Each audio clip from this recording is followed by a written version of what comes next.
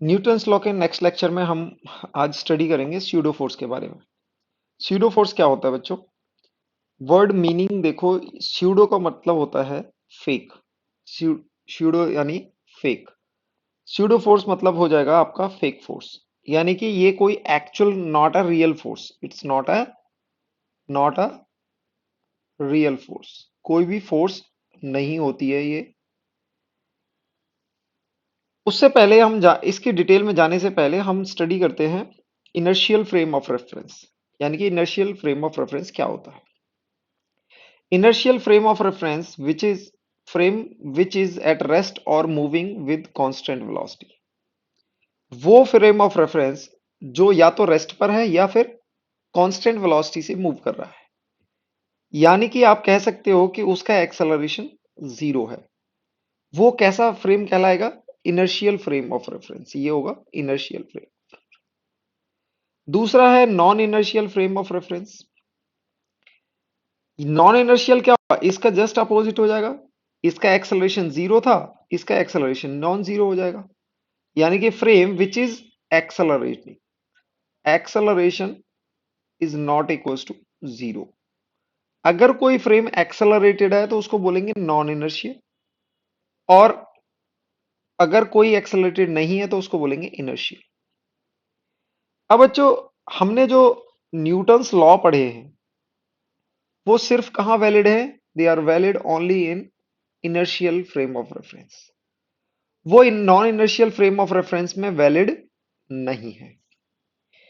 तो हमें अगर न्यूटन्स लॉ को नॉन इनर्शियल फ्रेम में अप्लाई करना है, to apply Newton's law in non inertial frame we introduce a pseudo force. तो हमें नॉन इनर्शियल फ्रेम में न्यूटन्स लॉ को अप्लाई करने के लिए स्यूडो फोर्स इंट्रोड्यूस करनी होती है। देखते हैं कैसे। एक एग्जांपल लेते हैं, यानी कि यहाँ लिफ्ट और एलिवेटर जिसको आप बोलते हो, lift, it is coming down with acceleration A. तो हमने ये क्वेश्चन पहले भी कर चुके हैं ग्राउंड फ्रेम में। अगर ब्लॉक का आप फ्री बॉडी डायग्राम बनाएंगे तो आपकी डाउनवर्ड फोर्स है mg और अपवर्ड फोर्स नॉर्मल। एक्सेलरेशन का डायरेक्शन डाउनवर्ड है। आप ग्राउंड फ्रेम में इक्वेशन लिखेंगे mg minus N equals to M A, और यहां से आपको नॉर्मल की वैल्यू आ जाएगी mg माइनस एम ए, और इसको आप बोल सकते हो m इंटू जी माइनस ए। ये नॉर्मल निकाला था। ठीक है बच्चों, ये यानी कि नॉर्मल हमारे पास आ चुका है। अब इसी को आप एलिवेटर के यानी कि लिफ्ट के फ्रेम में आप चले जाते हैं और इसके फ्रेम में देखते हैं, तो हम बोल सकते हैं acceleration of block with respect to lift. Acceleration of block with respect to lift is acceleration of block minus acceleration of lift. अब दोनों का तो सेम है क्योंकि ब्लॉक और लिफ्ट तो दोनों साथ में चल रहे हैं। तो ये क्या होगा बच्चों? ये होगा जीरो।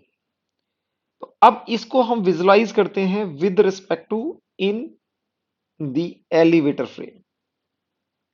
एलिवेटर फ्रेम में अगर ब्लॉक को विजुलाइज करते हैं, ब्लॉक को विजुलाइज करेंगे तो इसका एक्सेलरेशन जीरो है, और इस पर आप फ्री बॉडी डायग्राम बनाएंगे तो this is mg and this is normal, and acceleration of block with respect to lift is zero. तो विद रिस्पेक्ट टू एलिवेटर, यानी कि एलिवेटर फ्रेम में आप F equal to M A नहीं लगा सकते क्योंकि एक्सेलरेशन जीरो है। और आप क्या कहोगे? M G minus N equal to M into A, और ए यहां पर क्या है? ए जीरो है।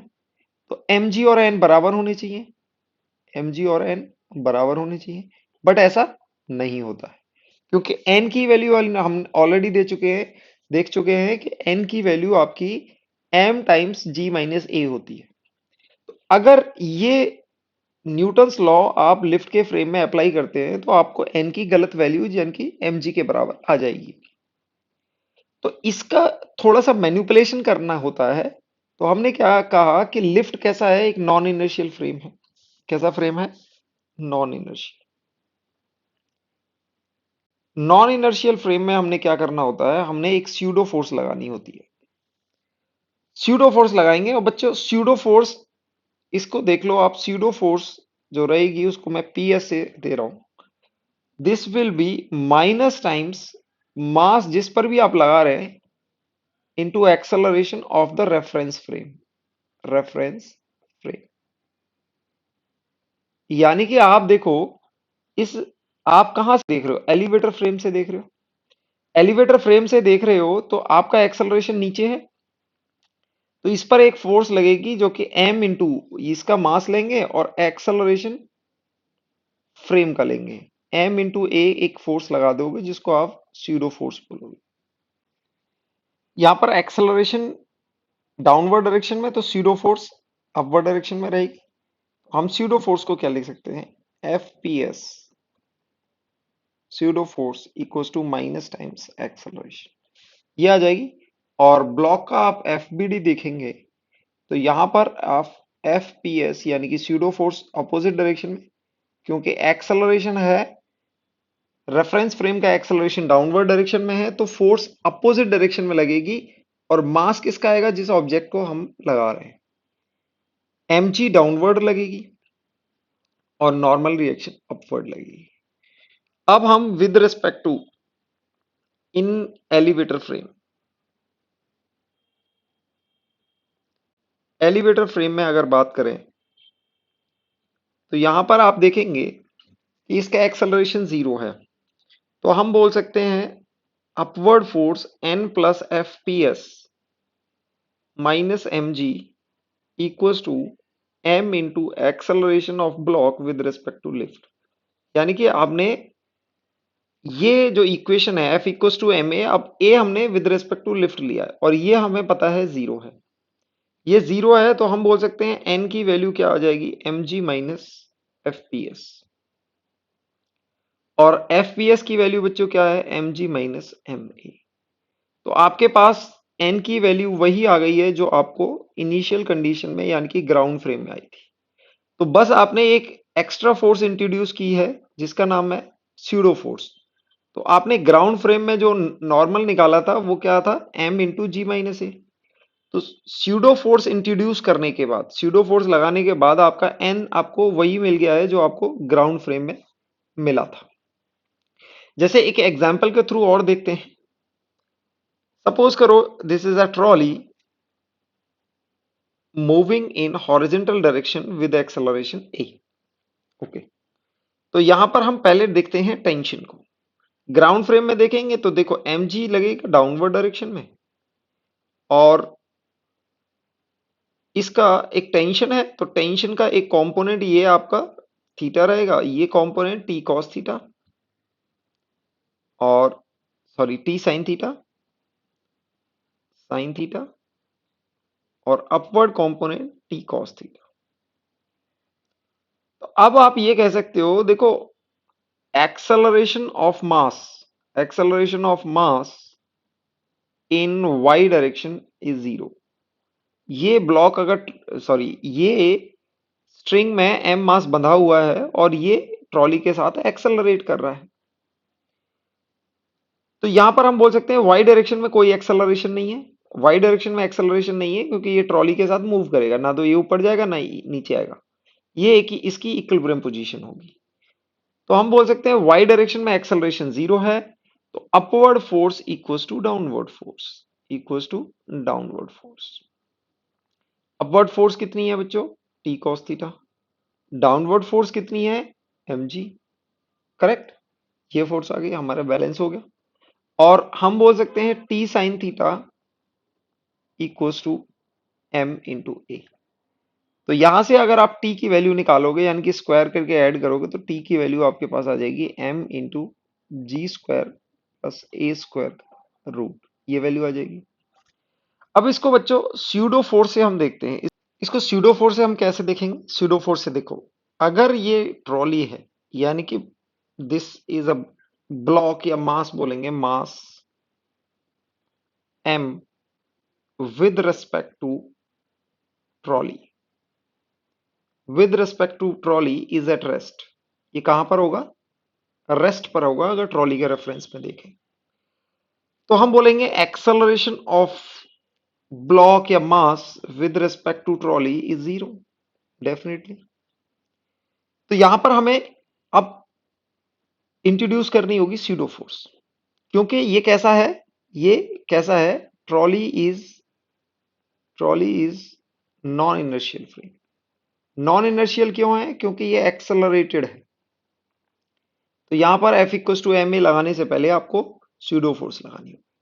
अब बच्चों स्यूडो फोर्स कैसे क्या होगी, ट्रॉली का एक्सेलरेशन फॉरवर्ड डायरेक्शन में है, तो स्यूडो फोर्स इस पर लगेगी बैकवर्ड डायरेक्शन में। डायरेक्शन ऑपोजिट होगा एक्सेलरेशन से, और मैग्नीट्यूड जो होगा वो इस ब्लॉक का, देखो ट्रॉली का हमने एक्सेलरेशन लिया है और जिस पर हम लगा रहे हैं उसका मास लेते हैं, तो यानी कि मास इनटू एक्सेलरेशन, ये आपकी स्यूडो फोर्स होगी एफपीएस। डाउनवर्ड डायरेक्शन में जो आपकी ओरिजिनल फोर्स है वो तो रहेंगी रहेंगी, और ये टेंशन। तो अब हम क्या बोल सकते हैं, this is angle theta, vertical से ये एंगल थीटा बना रहा है। अब एक्सेलरेशन जीरो है, तो acceleration of mass with respect to trolley is zero. तो F net in trolley frame, क्योंकि हम एक्सेलरेशन ट्रॉली फ्रेम में बात कर रहे हैं तो वो भी क्या होनी चाहिए, जीरो होनी चाहिए। अब ट्रॉली फ्रेम में एफ नेट जीरो है, तो हम बोल सकते हैं कि ट्रॉली के रेफरेंस फ्रेम आपकी upward force equals to downward force. आप देखेंगे ये कंपोनेंट आपका आ जाएगा टी साइन थीटा, और ये आ जाएगा आपका टी कॉस थीटा। तो आप upward equals to downward force करेंगे तो T cos theta equals to M G. दूसरी इक्वेशन मिलेगी T sine theta equals to M A. दो इक्वेशन मिल जाएंगी। अब यहां से आप डायरेक्ट निकाल सकते हो, यहां पर दोनों को स्क्वायर करके ऐड करेंगे तो आपको टी की वैल्यू जो मिलने वाली है, हमने जो पहले निकाली है टी की वैल्यू, आप दोनों को स्क्वायर करके ऐड करेंगे तो m into G square plus A square, और t की वैल्यू आपको m into root of G square plus A square इस तरह मिल जाएगी स्यूडो फोर्स की हेल्प से। एपरेंट वेट इन एलिवेटर, यानी कि अगर एक एलिवेटर के अंदर कोई भी, यानी कि कोई भी पर्सन यहाँ पर खड़ा हुआ है, let's say it's a man, इसका मास है m kg, ओके, और एलिवेटर नीचे अगर a एक्सेलरेशन से जा रहा है और इसके नीचे हमने कुछ वेइंग मशीन रख दी, इसको हम बोल रहे हैं this is a weighing machine. ये वेइंग मशीन अगर एलिवेटर नीचे जा रहा है तो इस वेइंग मशीन की रीडिंग क्या होगी, इसकी हमने क्या निकालना है, रीडिंग निकालनी है। तो बच्चों यहां पर वेइंग मशीन जो रीडिंग देती है वो किसके बराबर देती है, वो नॉर्मल ऑन वेइंग मशीन इस पर जो नॉर्मल लगेगा उसकी रीडिंग देगी। तो हम देखते हैं यहाँ पर नॉर्मल कितना रहेगा, तो इसमें नॉर्मल अपवर्ड डायरेक्शन में रहेगा। मैं इसको यहाँ पर बना रहा हूँ क्योंकि नॉर्मल यहाँ रहेगा, लेकिन इसको डायरेक्शन रिप्रेजेंट करने के लिए यहाँ पर बना रहे हैं। एम जी डाउनवर्ड रहेगा, और आप लिफ्ट के रेफरेंस से अगर देखेंगे तो इसका एक्सेलरेशन जीरो है, तो आपको एक स्यूडो फोर्स ऊपर लगानी होगी एफ पी एस। तो बोल सकते हैं N plus F P S pseudo force equals to M G, क्योंकि लिफ्ट के रेफरेंस में ये पर्सन रेस्ट पर है। तो हम यहां पर बोल सकते हैं N equals to M G minus F P S, और स्यूडो फोर्स की कितनी वैल्यू होगी, दिस इज माइनस ए। तो यहां पर हमने कैलकुलेट किया था कि जी माइनस ए, तो ये इसका इफेक्टिव वेट होगा, this is a effective weight. अब हम बोलते हैं कि जो इसका वेइंग मशीन की जो रीडिंग है वो नॉर्मल के बराबर है, और उसको हम इफेक्टिव वेट बोल रहे हैं। इफेक्टिव वेट को ही हम बोलते हैं कि एम इंटू जी इफेक्टिव, जिसकी वैल्यू हम बोलते हैं कि जी माइनस ए हो जाएगी, क्योंकि वेट इफेक्टिव आपका कितना है, एम इंटू जी माइनस ए। तो जी इफेक्टिव की वैल्यू आपको कितनी है, जी माइनस ए। हमने ये पहले भी बोला था कि अगर एलिवेटर नीचे जाए ए एक्सेलरेशन से तो जी इफेक्टिव क्या होती है, जी माइनस ए। वाइल अगर आपका एलिवेटर अपवर्ड डायरेक्शन में एक्सेलरेशन हो, तो यहां पर भी क्या होगा, नॉर्मल अपवर्ड कंसीडर करेंगे, mg डाउनवर्ड कंसीडर करेंगे, और आप यहां पर एलिवेटर के रेफरेंस में, आप देखो एक्सेलरेशन अपवर्ड है, तो आपका स्यूडो फोर्स कहां रहेगा, स्यूडो फोर्स डाउनवर्ड डायरेक्शन में रहेगा। स्यूडो फोर्स डाउनवर्ड डायरेक्शन में होने की वजह से हम कह सकते हैं कि अब acceleration acceleration of man with respect to elevator zero है। तो upward force equals to downward force बोल सकते हैं, mg प्लस fps। तो यहां पर n की वैल्यू आपके पास आ जाएगी m into, this is m into A, और आपके पास टोटल नॉर्मल रिएक्शन कितना आ जाएगा, m इंटू जी प्लस ए। और ये नॉर्मल किसके इक्वल है, इफेक्टिव वेट के। तो यहां पर जो वेइंग मशीन की रीडिंग है वो किसके बराबर होगी, नॉर्मल के बराबर। और इसको हम बोलेंगे कि मैन का इफेक्टिव वेट इतना है क्योंकि वेइंग मशीन इतना रीड कर रही है, और इसको हम बोलेंगे m इंटू जी इफेक्टिव, और इसी को हम बोलते हैं कि ये कितना हो जाता है, g प्लस ए। तो इस केस में जब एक्सेलरेशन ऊपर जा रहा होता है तो जी इफेक्टिव की वैल्यू हमने ऑलरेडी स्टडी की है इस बारे में, ये हो जाता है g प्लस ए। तो ये हम स्यूडो फोर्स से भी देख सकते हैं। बच्चों इस तरह का क्वेश्चन हम पहले ऑलरेडी देख चुके हैं, जिसमें हमने क्या निकाला था, हमने यहां पर निकाला था फोर्स वैल्यू, यानी कि हमें फोर्स की वैल्यू निकालनी है such that block remains at rest remains at rest with respect to wedge, with respect to wedge के रेस्पेक्ट में ये ब्लॉक, जो स्मॉलर ब्लॉक है, ये रेस्ट पर है। तो उस कंडीशन में आपको एफ की वैल्यू निकालनी है। तो बच्चों इसको हम अब, क्वेश्चन हमने ये पहले ग्राउंड फ्रेम में किया था, अब इसको हम करेंगे स्यूडो फोर्स से।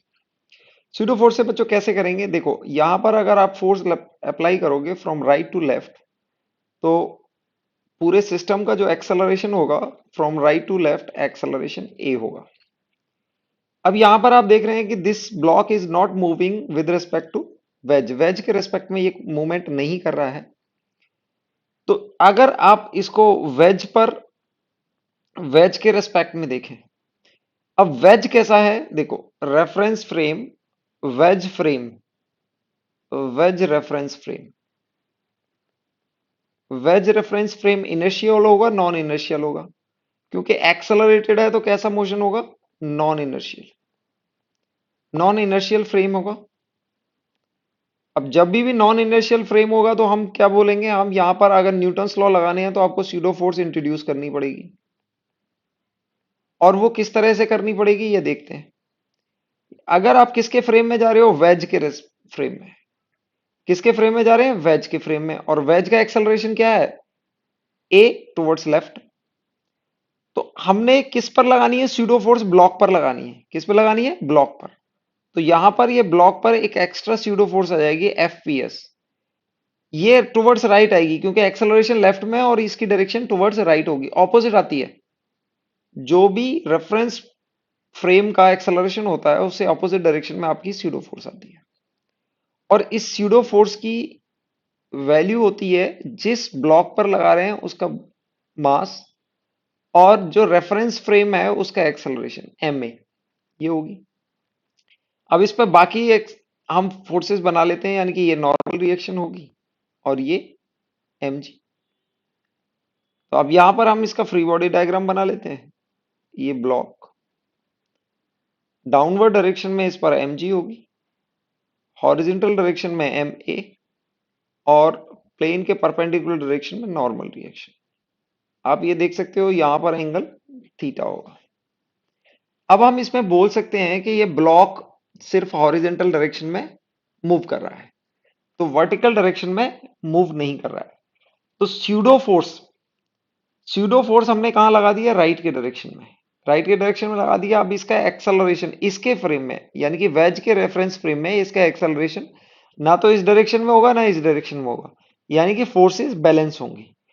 तो आप फोर्सेस में बैलेंस करने के लिए आप क्या कर सकते हो कि upward force equals to downward force, force towards right equals to force towards left.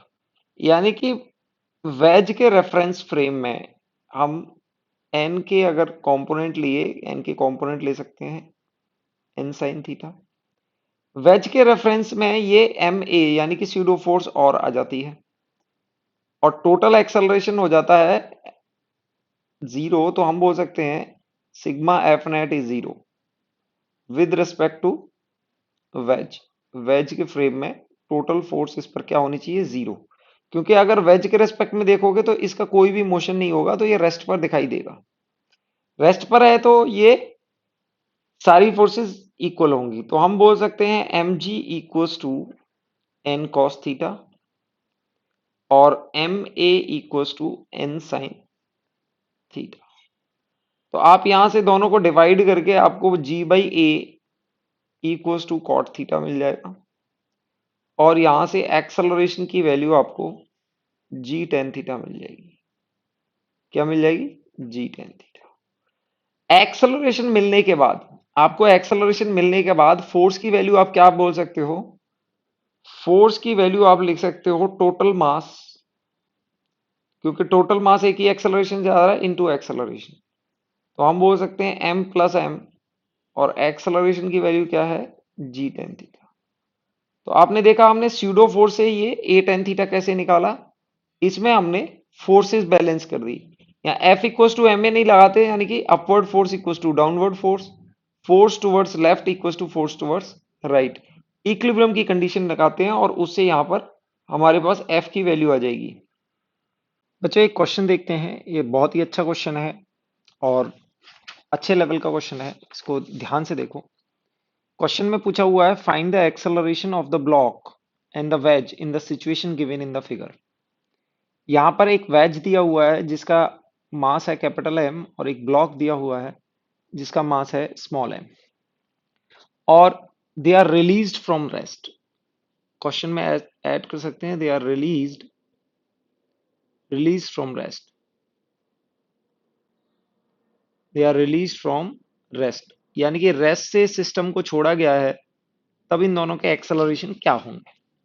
तो इंक्लिनेशन आपको थीटा दिख रहा है, दोनों का मास हमें दिया हुआ है, और आप ये भी ऐड कर सकते हो कि all surfaces are smooth, all surfaces are smooth. Okay, तो इसको क्वेश्चन को करने के लिए बच्चों हम स्यूडो फोर्स की हेल्प लेंगे।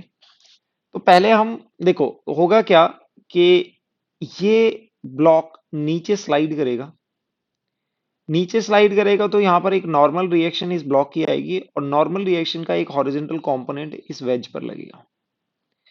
इस वेज पर हॉरिजॉन्टल कंपोनेंट लगेगा, उसकी वजह से वेज टुवर्ड्स लेफ्ट स्लाइड करेगा। तो हम इस वेज का एक्सेलरेशन मान लेते हैं लेट से कैपिटल ए। तो ये वेज स्लाइड करेगा। अब वेज का आप फ्री बॉडी डायग्राम अगर बनाएंगे, वेज पर एक नॉर्मल रिएक्शन रहेगी जिसको हम एन बोल सकते हैं, और एन के दो कंपोनेंट होंगे, एक डाउनवर्ड कंपोनेंट होगा एन कॉस थीटा, और horizontal component N sine theta, N sine theta. Mass आपको गिवन है और इसका एक्सेलरेशन हमने लिया है ए। तो आपके पास सबसे पहली इक्वेशन इसके लिए आएगी, सबसे फर्स्ट इक्वेशन आपके पास आएगी N sine theta equals to capital M into A. ये पहली इक्वेशन बनेगी, यानी कि N sine theta equals to capital M into A. यहाँ अगर एन की वैल्यू पता चल जाए आपको, ए की वैल्यू आ जाएगी, तो इससे आपको वेज का एक्सेलरेशन आ जाएगा। लेकिन प्रॉब्लम आती है कि एन की वैल्यू कैसे निकालेंगे, उसके लिए हमें ब्लॉक पर जाना पड़ेगा, और ब्लॉक पर जाने के लिए हम यहां पर अगर वेज के रेफरेंस में चले जाएं, यानी कि अगर हम वेज रेफरेंस फ्रेम वेज का ले लें, तो हमारा रेफरेंस फ्रेम वेज से अटैच हो जाता है। और वेज आपका कैसा फ्रेम है, वेज एक नॉन इनर्शियल फ्रेम है, नॉन इनर्शियल फ्रेम। वेज एक नॉन इनर्शियल फ्रेम होने की वजह से हमें अगर न्यूटन्स लॉ अप्लाई करने हैं तो हमने एक स्यूडो फोर्स लगानी होगी। तो आप देख रहे हैं ये एक्सेलरेशन लेफ्ट की डायरेक्शन में है, तो इस ब्लॉक पर अगर हम स्यूडो फोर्स लगाते हैं तो इस ब्लॉक पर टुवर्ड्स राइट स्यूडो फोर्स रहेगी, और जिसकी वैल्यू होगी मास इस ब्लॉक का आएगा और एक्सेलरेशन रेफरेंस फ्रेम का आएगा। एक्सेलरेशन के ऑपोजिट डायरेक्शन में है mass of the block and acceleration of the reference frame, ये आएगी। अब इसका अगर फ्री बॉडी डायग्राम बनाएं तो आप mg के दो कंपोनेंट ले सकते हैं, यानी कि एक mg का कॉस कंपोनेंट आएगा mg कॉस थीटा और mg sine theta, mg small mg sine theta along the incline, और ये एक नॉर्मल रिएक्शन आएगा। तो बच्चों अगर वेज के रेस्पेक्ट में अगर आप देखोगे तो वेज के रेस्पेक्ट में सिर्फ आपको ये एक्सेलरेशन दिखेगा, यानी कि acceleration of the block with respect to wedge will be along the incline plane. Wedge पर अगर खड़े होकर देखेंगे तो आपको ये ब्लॉक सिर्फ इस डायरेक्शन में स्लाइड करता हुआ दिखेगा।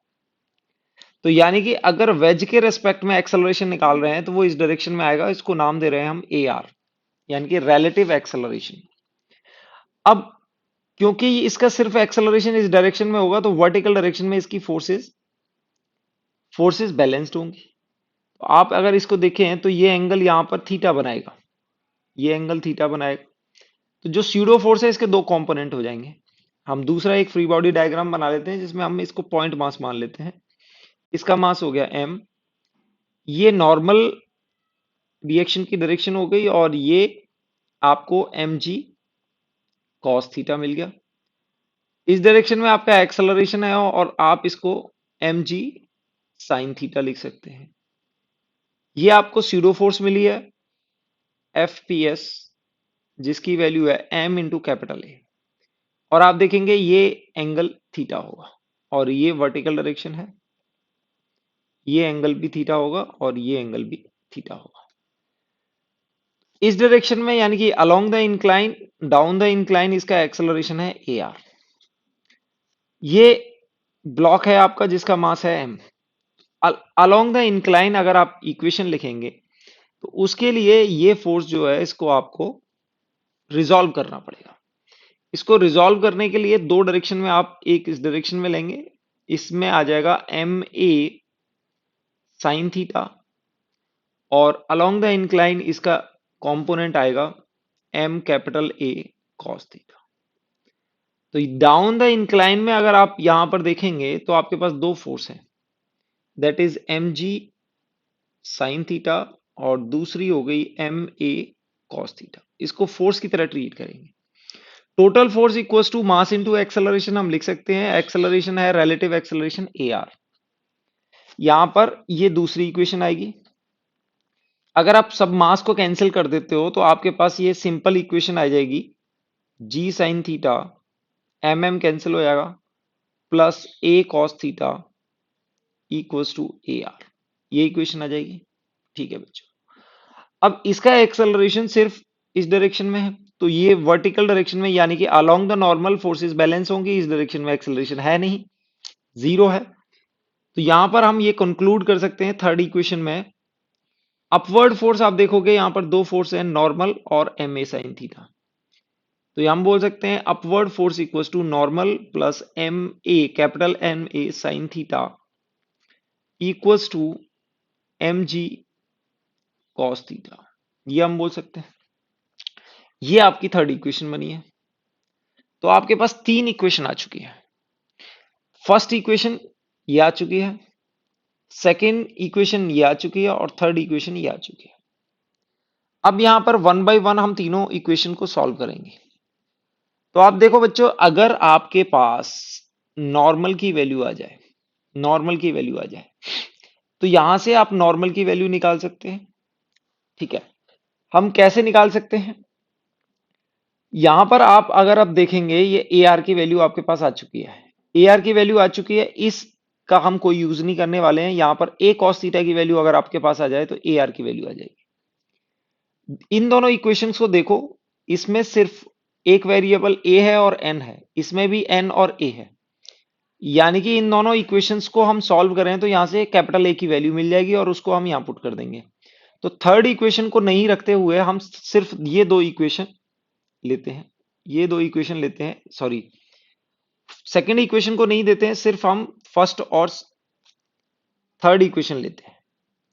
तो ये आपकी दो इक्वेशन हो जाएंगी, फर्स्ट और थर्ड, इनको आप सॉल्व करेंगे। दिस इज एन, तो ये आपका एन है। तो यहां पर एन की वैल्यू आप निकालोगे, सेकेंड इक्वेशन से एन की वैल्यू आपके पास मिलेगी M G cos theta minus M A sine theta, ये वैल्यू मिल गई है। एन की वैल्यू आप यहां पर रख देंगे फर्स्ट इक्वेशन में, तो आप बोलेंगे एन, एन की वैल्यू है M G cos theta minus A sine theta. ये अब इसको हम साइन से और मल्टीप्लाई करेंगे, तो आपके पास small sorry capital M into capital A, ये आ जाएगी इक्वेशन। ये वैल्यू किसकी है बच्चों, ये एन की वैल्यू है। अब इसको फर्दर ए को हम सेपरेट करेंगे, यानी कि M G cos theta sine theta minus M capital A sine square theta equals to capital A capital M. यहां से आपको सेपरेट करने के बाद M G cos theta sine theta separate करेंगे, आपको कैपिटल एम और small M plus sine square theta, ये आपको मिल जाएगा, और ये ब्रैकेट में ए, यानी कि इस टर्म को आप आरएचएस में ले गए और आपने ए कॉमन ले लिया। इस टर्म को आरएचएस में ले जाएंगे, ए कॉमन लेंगे, तो आपको ये मिल जाएगा। तो यहां से आपको इजीली ए की वैल्यू मिल चुकी है। अब इसको बच्चों इजी तो नहीं कहेंगे, sine theta cos theta over capital M plus small M sine square theta. यहां पर आपको कैपिटल ए की वैल्यू मिल चुकी है, यानी कि एक्सेलरेशन ऑफ द वेज, ये क्या होगा, एक्सेलरेशन ऑफ द वेज। अब बात करते हैं एक्सेलरेशन ए आर की, बात करते हैं ए आर की वैल्यू। आप देखोगे ए आर की वैल्यू हमें इस इक्वेशन से मिलेगी, G sine theta plus A cos theta equals to A R. तो हम G sine theta plus A cos theta plus A की वैल्यू यह है M G sine theta cos theta over capital M small M sine square theta. ये capital A की value हो गई, और इसको हम किससे मल्टीप्लाई करेंगे, इसको हम कॉस थीटा से मल्टीप्लाई करेंगे, ए cos theta, ji sine theta plus A cos theta. ये वैल्यू है आपकी कैपिटल ए की, ये कैपिटल ए की वैल्यू है। ओके, अब इसको सॉल्व करने के लिए आप देखेंगे दोनों में जी साइन थीटा कॉमन आ सकता है। ओके, ये बनेगा 1, और आरएचएस में आपके पास M G sine theta common आ चुका है, तो ये cos square theta over capital M plus small M sine square theta. LCM लेके दोनों को ऐड करेंगे, यानी कि जी साइन थीटा, एलसीएम लेने में आपको capital M plus small M sine square theta से मल्टीप्लाई करना होगा, और ये कॉस स्क्वायर थीटा रहेगा। डिनोमिनेटर में आपके पास capital M plus small M sine square theta. अब आप न्यूमरेटर में देखेंगे कि एक आपको साइन स्क्वायर थीटा और कॉस स्क्वायर थीटा का टर्म मिलेगा। इसको आप देखोगे तो ये क्या बन जाएगा, 1 बन जाएगा। आपके पास फाइनल वैल्यू आपके पास आ जाएगी G sine theta capital M plus small M over capital M plus M sine square theta. ये वैल्यू मिल गई है ए आर की। ये आपके पास ए आर की वैल्यू आ चुकी है। ए की वैल्यू आप ऑलरेडी निकाल चुके हो, that is M G sine theta cos theta over capital M plus small M sine square theta, ये आ चुके हैं। तो बच्चों ये वेज का आया है, और ये acceleration of the block with respect to wedge आया है। अब ये बच्चों ये एक्सेलरेशन ऑफ द ब्लॉक नहीं है। अगर आपको एक्सेलरेशन ऑफ द ब्लॉक निकालना है, तो हम क्या करते हैं, acceleration of the block with respect to wedge में वेक्टर सम करेंगे एक्सेलरेशन ऑफ द वेज का। यानी कि आप देखो, आपका acceleration of block with respect to wedge इस डायरेक्शन में है, ए आर जिसको बोल रहे हैं, और एक्सेलरेशन ऑफ वेज इस डायरेक्शन में है। तो acceleration of the block with respect to, अगर आपको ग्राउंड निकालना है तो आप क्या करेंगे, जो आपने रिलेटिव निकाला है उसमें वेज का और ऐड कर देंगे। तो देखो वेज के रेस्पेक्ट में ये इधर जा रहा है और वेज के साथ ये ए से इधर जा रहा है। आप यहां पर देखेंगे ये आप ये आपको ये थीटा दिया हुआ था, तो ये आपके पास पाई माइनस थीटा होगा। पाई माइनस थीटा होगा तो ये आपका this is A R vector plus A vector, ये एक्सेलरेशन ऑफ द ब्लॉक। अगर इसका मैग्नीट्यूड निकालेंगे, देखो अगर मैग्नीट्यूड निकालेंगे तो इन दोनों के बीच में एंगल क्या है, angle is pi minus theta. तो इसको बहुत इजीली आप निकाल सकते हो, ए बी का मैग्नीट्यूड वेक्टर सम से magnitude equals to A R square plus A square plus 2 AR into A. अब कॉस थीटा आता है, cos theta, cos pi minus theta को माइनस कॉस थीटा लिख सकते हैं, तो इसको हम यहां पर माइनस कॉस थीटा ये करके और इस होल का आप रूट कर देंगे। तो वेक्टर में अगर आप करना चाहें तो यहां पर वेक्टर एडिशन करना पड़ेगा, कंपोनेंट लेके भी कर सकते हो आप, और मैग्नीट्यूड निकालें तो ये है। यानी कि ये काफी अच्छी कॉम्प्लिकेटेड प्रॉब्लम हो जाती है अगर इसको करने हो तो। यानी कि यहाँ पर हमने सूडो फोर्स भी अप्लाई किया, उसके बाद भी यह काफी अच्छी प्रॉब्लम बन जाती है। तो इसमें आपने पहले क्या किया, एक बार फिर से हम देख लेते हैं। हमने किया कि वेज का एक्सेलरेशन माना ए। वेज का एक्सेलरेशन मानने के लिए हमने वेज पर यहाँ पर फोर्सेस देखी कि एक नॉर्मल रिएक्शन लगेगी और इसका एक कंपोनेंट होगा हॉरिजॉन्टल और एक होगा vertical. Horizontal component force horizontal acceleration provide करेगी, इसको वो लिख देंगे M N sine theta equals to M A. Okay, ये आपकी पहली इक्वेशन बन गई। एन यहां पर पता करने के लिए हमने ब्लॉक का फ्री बॉडी डायग्राम ये लिया। तो हमने पहले वेज के रेस्पेक्ट में गए तो स्यूडो फोर्स लगाई हमने क्योंकि नॉन इनर्शियल है, और स्यूडो फोर्स एक्सेलरेशन से ऑपोजिट डायरेक्शन में लगी। एक्सेलरेशन से अपोजिट डायरेक्शन में जाने के लिए हमें पता चला कि एक्सेलरेशन इसका अलोंग द इंक्लाइन आएगा, जिसको हम ए आर बोल रहे हैं। जो स्यूडो फोर्स है इसके दो कंपोनेंट लिए, this is M A sine theta, this is M A cos theta. तो अलोंग द इंक्लाइन हमने ये इक्वेशन लिखी, M A cos theta M G sine theta equals to M into A R, ये आपकी along the incline हो गई। M M यहां से कैंसिल करके आपको ये इक्वेशन मिल जाएगी। हमने बोला इसका एक्सेलरेशन इस डायरेक्शन में होगा तो इससे परपेंडिकुलर डायरेक्शन में ये फोर्सेस बैलेंस होंगे। तो यानी कि ये एन है और ये एम ए साइन थीटा, ये एम जी कॉस थीटा को बैलेंस कर रहे होंगे। उससे आपको थर्ड इक्वेशन मिल गई। यानी कि थर्ड इक्वेशन और फर्स्ट इक्वेशन की हेल्प से हमने यहां पर ए की वैल्यू एन के टर्म्स में निकाली, यानी कि एन को एलिमिनेट करके यहां से एन की वैल्यू निकाल के यहां पुट कर दी और यहां से ए की वैल्यू आ गई। हमें हमने फर्स्ट और थर्ड को यूज करते हुए एन की वैल्यू यहां पुट करी और ए की वैल्यू आपके पास आ गई M G sine theta cos theta over capital M small M sine square theta. Capital A की वैल्यू आने के बाद हमने सेकेंड इक्वेशन का यूज किया। सेकेंड इक्वेशन में ए आर की वैल्यू आपको दे रखी थी G sine theta plus A cos theta, ये वैल्यू दे रखी थी। ए की जगह हम ये वैल्यू पुट कर देंगे और यहां से इसको रीअरेंज करके एलसीएम लेके हमने ए आर की वैल्यू निकाली, जो कि ये आ चुकी है। अब हम वेज के रेस्पेक्ट में जो देख रहे हैं, यानी कि आपके पास ये वेज था,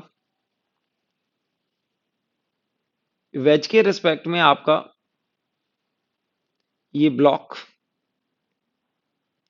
ये ए आर वेज के रेस्पेक्ट में जा रहा है और वेज के साथ ये ए वेज के साथ भी जाएगा क्योंकि इनका कांटेक्ट लूज नहीं हो रहा है, तो हॉरिजेंटली ये वेज के साथ मूव करेगा।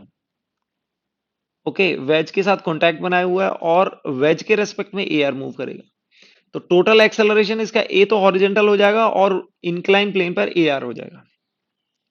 तो आप अगर इसके कंपोनेंट लेना चाहें तो कंपोनेंट भी ले सकते हैं, ये थीटा हो जाएगा क्योंकि ए आर कॉस थीटा और ये ए आर साइन थीटा। अब एक्सेलरेशन ऑफ द ब्लॉक अगर आप लिखना चाहें तो इस तरह से भी लिख सकते हैं, दैट इज ए आर, अगर इसको आप आई डायरेक्शन माने और इसको जे डायरेक्शन माने तो हम लिख सकते हैं ए आर कॉस थीटा, क्योंकि हमने ये ऐड करने, ये ए आर है और ये कैपिटल ए है।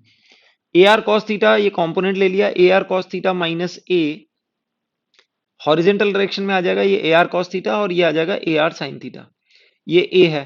तो टोटल हॉरिजेंटल डायरेक्शन में क्या होगा, A R cos theta minus A into I cap और plus A R sine theta into minus J cap. आप ऐसे भी करके लिख सकते हो। तो acceleration of the block is equals to A R cos theta minus A in horizontal direction and minus A R sine theta in J direction. इस तरह से भी आप एक्सेलरेशन ऑफ द ब्लॉक लिख सकते हैं। ए आर ए की value आपको ऑलरेडी मिल चुकी है।